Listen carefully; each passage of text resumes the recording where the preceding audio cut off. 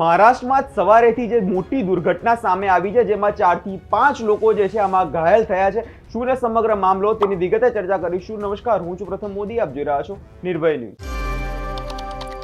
મહારાષ્ટ્રમાં સવારે સૌથી મોટી દુર્ઘટના સર્જાઈ હોવાના અત્યારે હાલ સમાચાર જે છે આવી રહ્યા છે.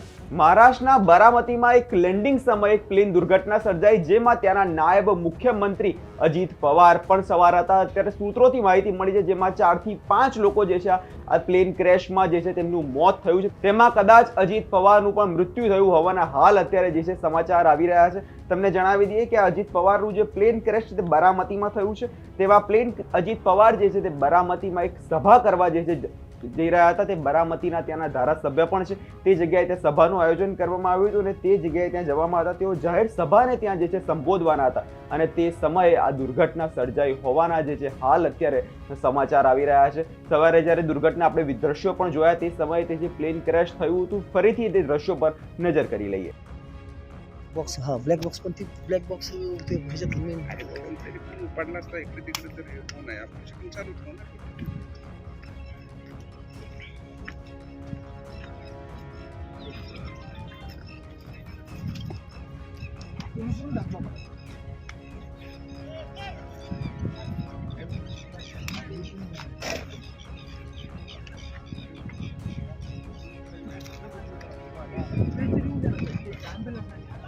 आता ॲम्ब्युलन्स आहे पोहोचू शकत.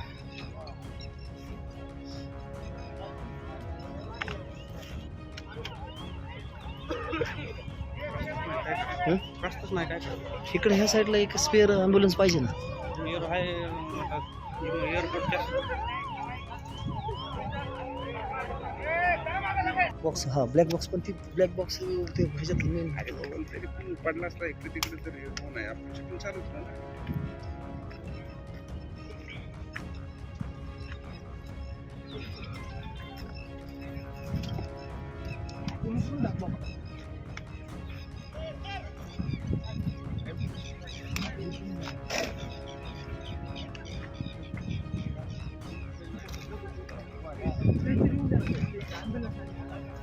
ॲम्ब्युलन्स आहे पोहोचू शकत.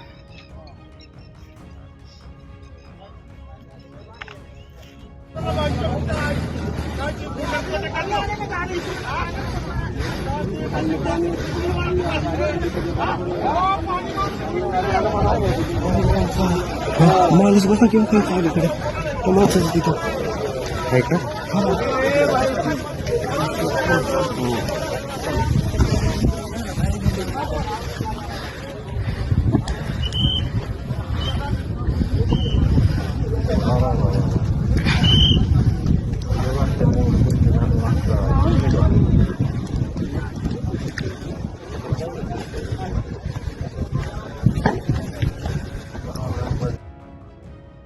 જે દ્રશ્યો આપણે જોયા તે આપણે જોયું કે પ્લેન જે છે તે જગ્યાએ બળીને ખાખ થઈ ગયું છે અને તે પ્લેનમાં 4 થી 5 લોકો સવાર હતા અને તેમાં અજીત પવારનું પણ આ પ્લેન દુર્ઘટનામાં જે છે મૃત્યુ થયું હોવાના સમાચાર આવી રહ્યા છે.